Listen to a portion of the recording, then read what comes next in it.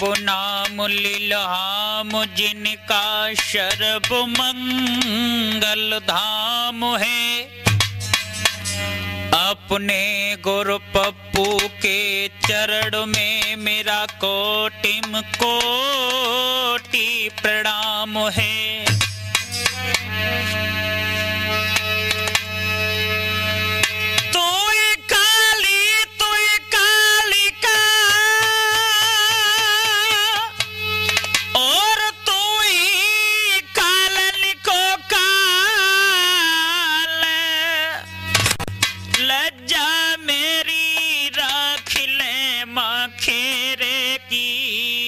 छुपा ले। एक भक्त मां के दरबार में खड़ा होकर के विनती करता हुआ बोला, आर्या के दर्शन दे दो मैया, आर्या के दर्शन दे दो मैया, और दर पे खड़े सवाली तो में चुनरिया लेके आए मैया घोटे बाली।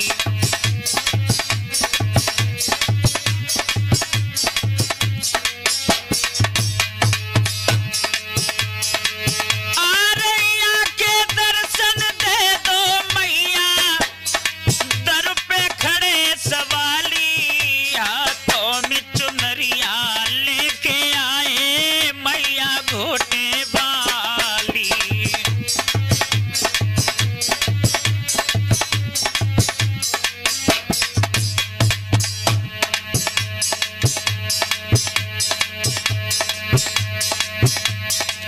डूबतों की नैया का तुम हो सहारा,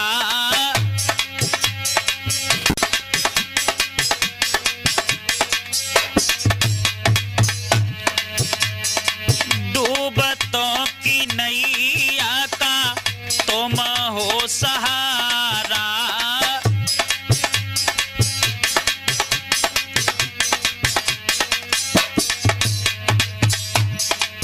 खुशियों से भर दो अम्मे दामन हमारा,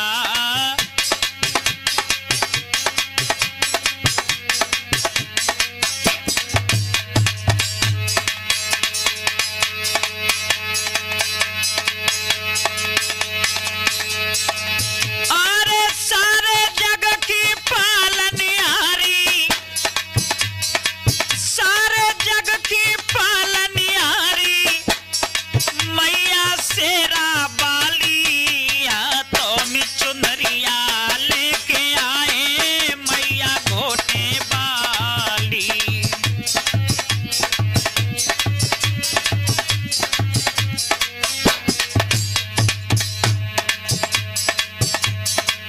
धरती गगन में अम्मे महिमा तुम्हारी,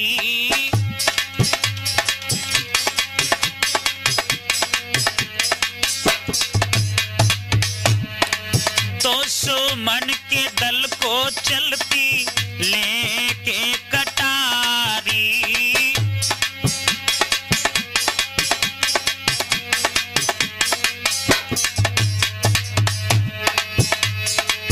अरे सुमन शुंभ मार दिए पल में, अरे सुमन शुंभ मार दिए पल में, बन करके मां काली हाथों में चुनरिया लेके आए मैया घोटे बाली।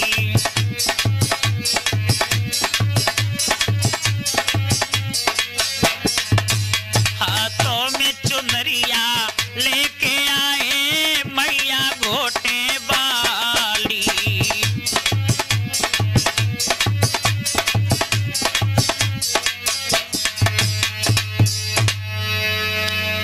आदरणीय श्रोतागण, उपस्थित हम उम्र साथी, प्यार करने योग्य बच्चों एवं मेरे पिता तुल बुजुर्गों, आप लोगों के पास तक ये पहुंचा रहे हैं चक्रवर्ती सम्राट बाहुक महाराज के पुत्र सगर का जन्म,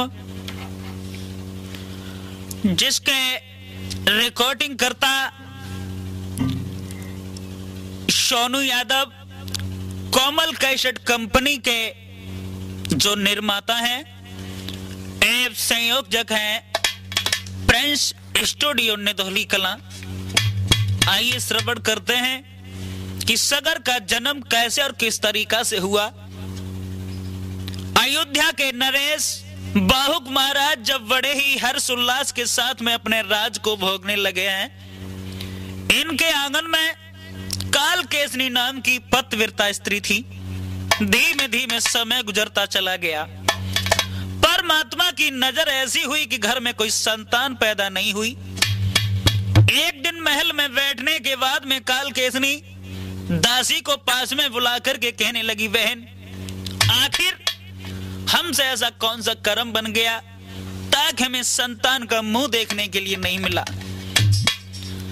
आंखों से अश्रुधारा बहने लगी और रोकर के जवाब दिया है, बहन अरे ना जन्मी है संतान, या खोटा कर्म किया है।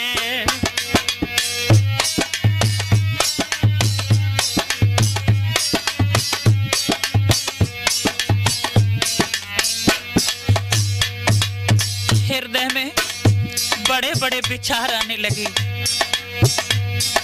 महारानी दासी को पास में बिठा करके रोने लगी।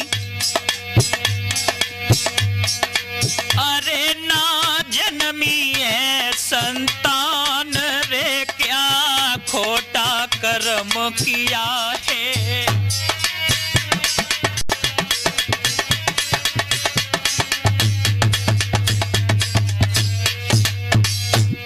हृदय में बड़े बड़े विचार आ रहे हैं। सोच रही है, जा दिन से जा घर में आई,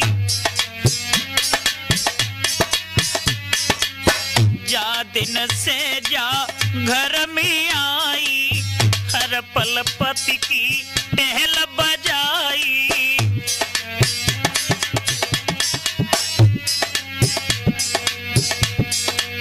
सबका किया बहुत सम्मान रे, क्या खोटा कर्म किया है।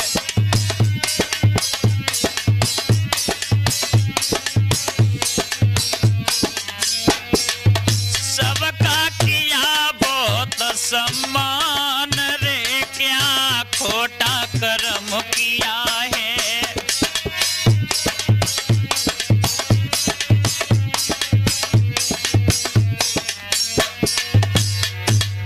जा दिना से जा घर में आई, सबको सम्मान करो मान करो, फिर भी मेरे कोई संतान पैदा नहीं भई। अगर मेरे घर में संतान पैदा नहीं होगी, भला मेरे पति का वंश आगे कैसे चलेगा। जो बेटा को नाई में पावे,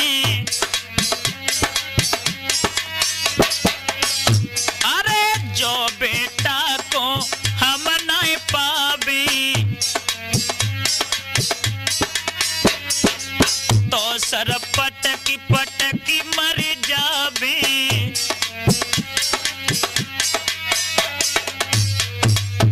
बिन संतान के मैं संसार में भला कैसे मुंह दिखा पाऊंगी। अरे मैं तज के जाऊं जहान रे, क्या खोटा कर्म किया है।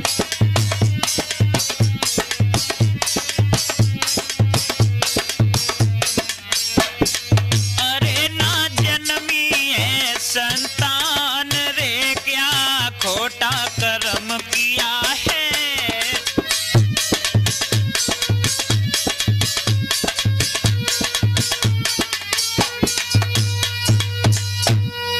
हृदय में बड़े बड़े विचार आ रहे हैं। सोच रही है आखिर हमसे ऐसा कौन सा कर्म बन गया ताकि संतान का मुंह देखने के लिए नहीं मिला।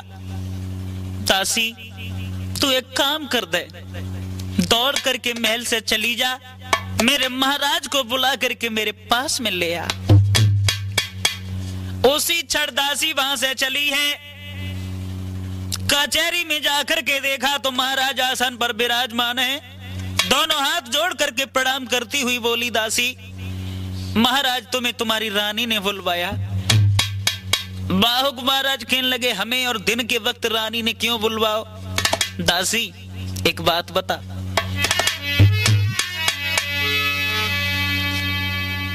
अरे सुन दासी बात हमारी,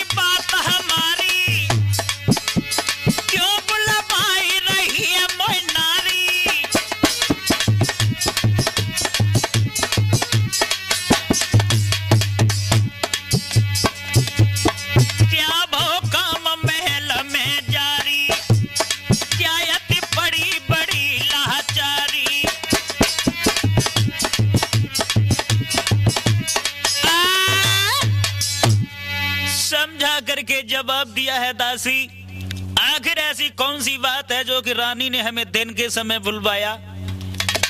दासी कहने लगी, महाराज हमें जा के बारे में कुछ पता ना है, केवल इतना पता है आप हमारे साथ में चलिए, तुम्हें बुलवाया है। उसी क्षण बाहुक महाराज कचहरी से निकल करके महल की ओर के लिए चले हैं। काल केसनी ने अपने हृदय सम्राट को जब आता हुआ देखा, सुंदर सा आसन डाल करके बिठा लिया। महाराज पूछने लगे, बोलो आपके चेहरा पर भला ये दासी उदासी कैसी छाई हुई है? महारानी दोनों हाथ जोड़ करके कहने लगी, श्रीमन केवल बात यह है, शरीर पर चौथापन आ चुका है, घर में कोई संतान पैदा नहीं हुई, कोई ऐसा वारिस पैदा नहीं हुआ जो कि तुम्हारे वंश को आगे चला देता। केवल मैं एक बात कहना चाहती हूं,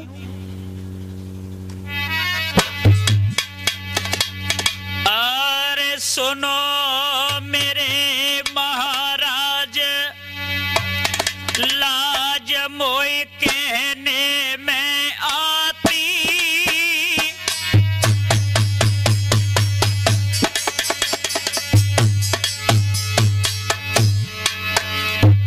अरे लाज मोए कहने में आती,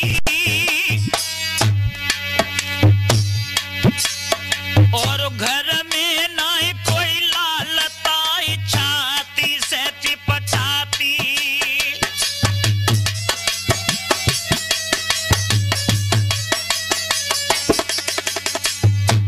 केवल बात यह है श्रीमन, आज तक आंगन में कोई ऐसा वारिस पैदा नहीं हुआ जो कि तुम्हारे राज को संभाल लेता और मेरे आंगन की शोभा कर देता। केवल मैं यही कहना चाहती हूं, अरे मेरो विश्वास को किसे बेटा नहीं जाऊं, अरे को किसे बेटा नहीं जाऊं, ले बात हमारी मन जोर कर तुमको समझाऊं।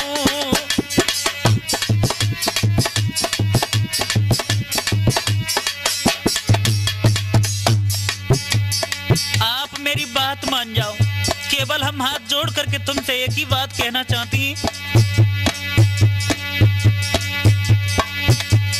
अरे नाथ त्यारी ऊंची है गादी,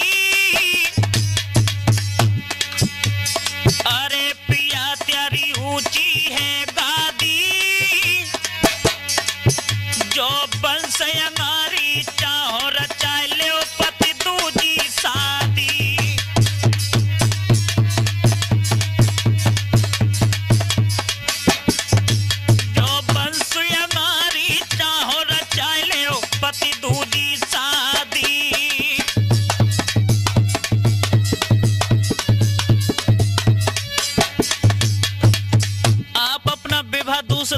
लीजिए, हमारी बात मान जाओ।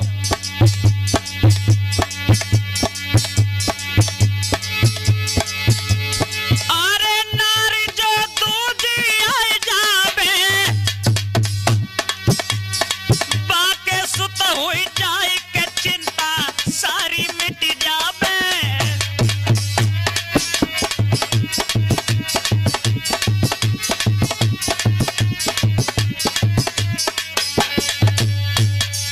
श्रीमान, आप अपना दूसरा विवाह कर लीजिए। जो दूसरी स्त्री मेरी सौत जो महल में आ जाएगी, उसके अवश्य संतान पैदा हो जाएगी, तुम्हारा वंश आगे के लिए चल जाएगा। बाहुक महाराज कहने लगे, भद्रे, सौत का नाम तुमने जरूर सुन लिया होगा, लेकिन सौत का फंदा नहीं देखा। केवल हम तुमसे एक बात कहना चाहते हैं।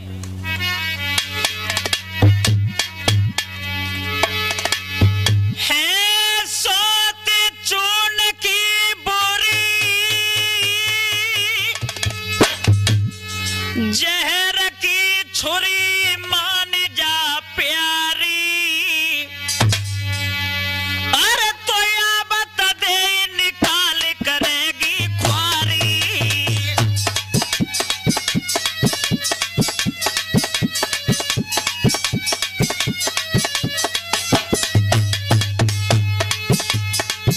बात मान जा भद्रे,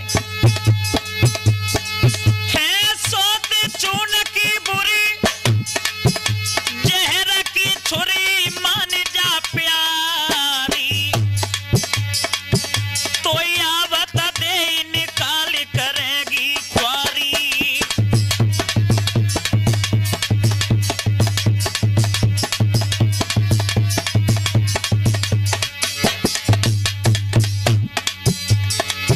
वो हमको गाली दे, ओ तुम्हारी जो सौत आएगी सो, वो हमको गाली दे, चैन ना ले कि राज दुलारी।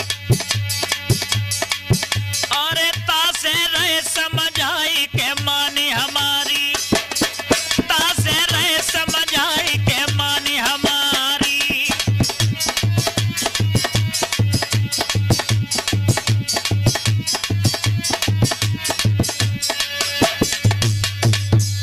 जवाब दिया, सौत का फंदा बहुत बुरा होता है भद्रे, इसलिए मान जाओ।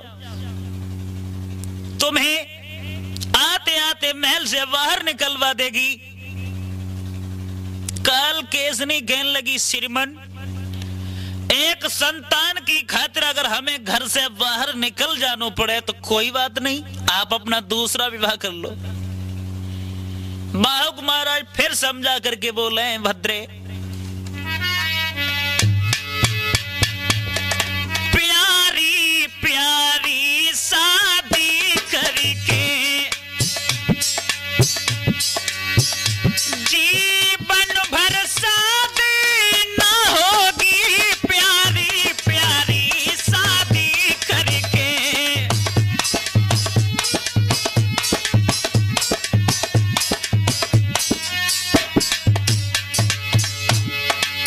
समझा करके जवाब दिया भद्रे, प्यारी प्यारी शादी करके जीवन भर शादी ना होगी। मेरी तो आबादी होगी, पर तेरी बर्बादी होगी। अरे मेरी आबादी,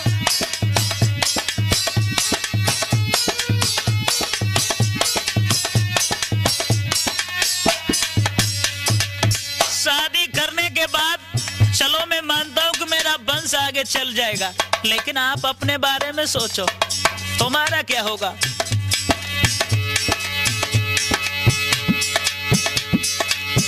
अरे फंदा बुरा सौत का है, तुम मानो कहनी हमारी है। सुख जीवन दुख में बदलेगा, सुख जीवन दुख में बदलेगा। जल रहे